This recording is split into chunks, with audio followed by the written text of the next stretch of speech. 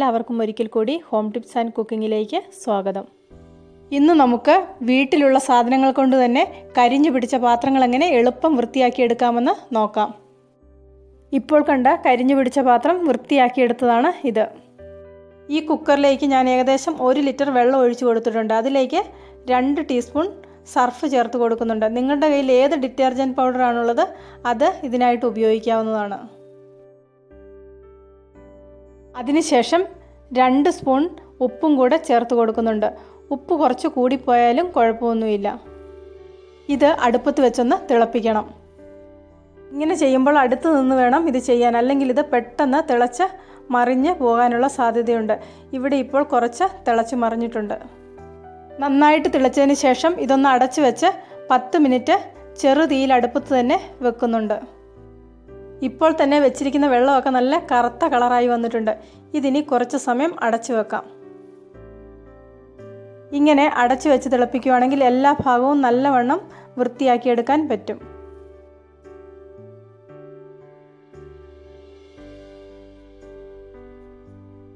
ഇവിടെ ഒരു 15 മിനിറ്റ് നേരം ഇത് അടുപ്പത്ത് വെച്ചതിന് ശേഷമാണ് തീ ഓഫ് ചെയ്യുന്നത്. അകത്തുള്ള ആവിയൊക്കെ പോയതിന് ശേഷം ഇതൊന്ന് തുറന്നു നോക്കാം.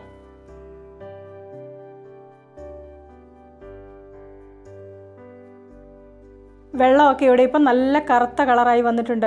ഇതിനി തണുക്കാൻ വേണ്ടി ഒന്ന് വെക്കുന്നുണ്ട്.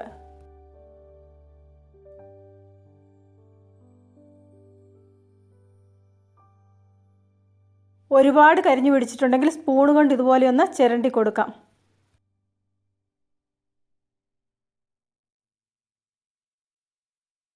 ഇവിടെ പാത്രം നല്ലവണ്ണം തണുത്ത് വന്നിട്ടുണ്ട്. ഇതിനി ഒന്ന് കഴുകി വൃത്തിയാക്കാം.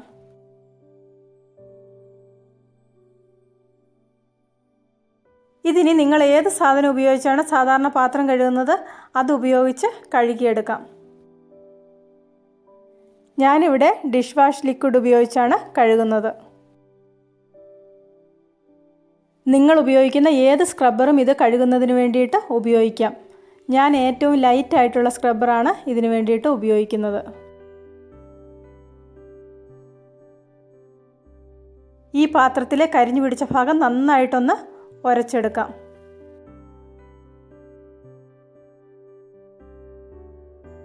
ഇനി കുറച്ച് വെള്ളം ഉപയോഗിച്ചൊന്ന് കഴുകി നോക്കാം. ഇത് മുഴുവനായിട്ട് പോയിട്ടില്ലെങ്കിൽ ഒരു പ്രാവശ്യം കൂടി ഒന്ന് ഉരച്ച് കഴുകണം.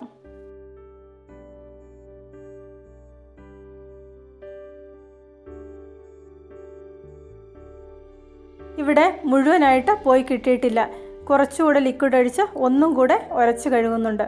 മെറ്റൽ സ്ക്രബ്ബർ ഉപയോഗിച്ചിട്ടാണ് ഇപ്രാവശ്യം കഴുകിയെടുക്കുന്നത്. എത്ര കരിഞ്ഞു പിടിച്ച പാത്രങ്ങളും ഈ മെത്തേഡ് ഉപയോഗിച്ചിട്ടുണ്ടെങ്കിൽ കഴുകി വൃത്തിയാക്കാൻ പറ്റും. ഇനി പാത്രങ്ങളൊക്കെ കരിഞ്ഞു പോയിട്ടുണ്ടെങ്കിൽ ഈ മെത്തേഡ് ഉപയോഗിച്ചൊന്ന് വൃത്തിയാക്കി നോക്കുക. വളരെ എളുപ്പത്തിൽ നമുക്ക് പാത്രങ്ങൾ വൃത്തിയാക്കിയെടുക്കാൻ പറ്റും. ഇന്നത്തെ വീഡിയോ ഇഷ്ടപ്പെട്ടെങ്കിൽ ലൈക്ക് ചെയ്യണം, നിങ്ങളുടെ അഭിപ്രായങ്ങൾ അറിയിക്കണം.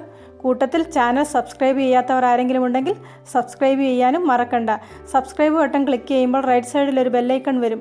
അതും കൂടി ഒന്ന് ആക്ടിവേറ്റ് ആക്കിയാൽ മാത്രമേ ഞാൻ ഓരോ വീഡിയോയും അപ്ലോഡ് ചെയ്യുമ്പോൾ നിങ്ങൾക്ക് നോട്ടിഫിക്കേഷൻ കിട്ടുകയുള്ളൂ.